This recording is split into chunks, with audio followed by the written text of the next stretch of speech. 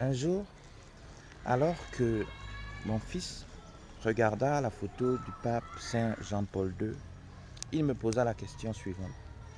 Papa, qui c'est? Et moi de lui répondre que c'est le pape Saint Jean-Paul II.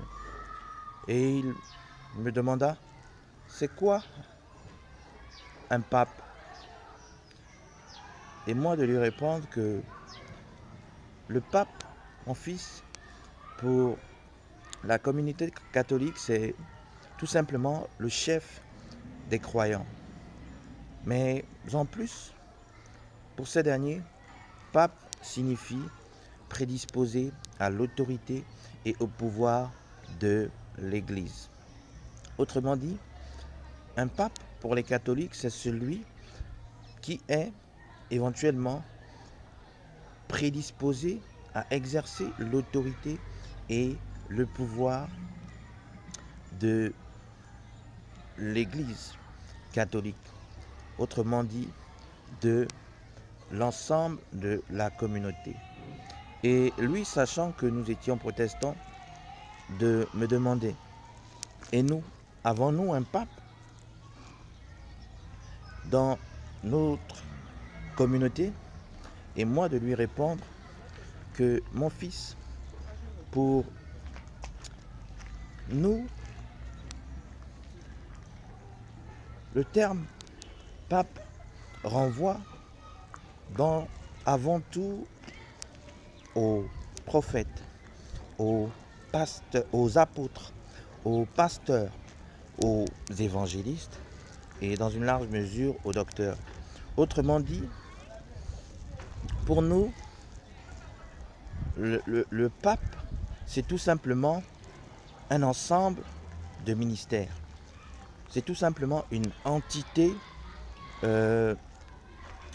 qui comprend en son sein plusieurs spécialités. Autrement dit, la spécialité de prophète, la spécialité d'apôtre, de pasteur et d'évangéliste et dans une plus large mesure de docteur.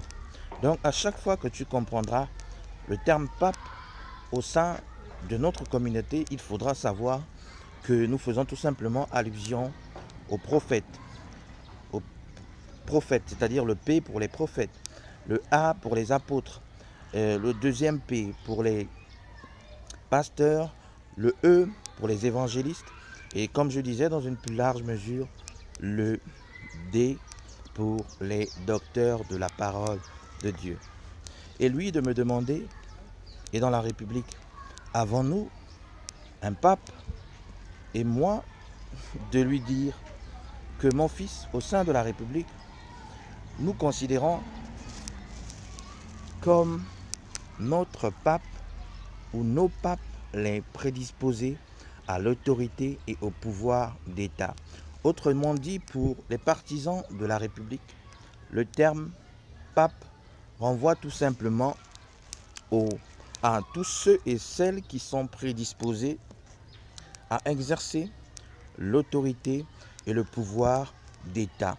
Autrement dit, ce sont ces hommes et femmes qui, avant d'être formés, auront d'abord un certain nombre de prédispositions qui permettra de faciliter leur formation, mais aussi facilitera l'exercice de l'autorité et du pouvoir au sein des organes publics, autrement dit au sein de l'État, au sein de la République.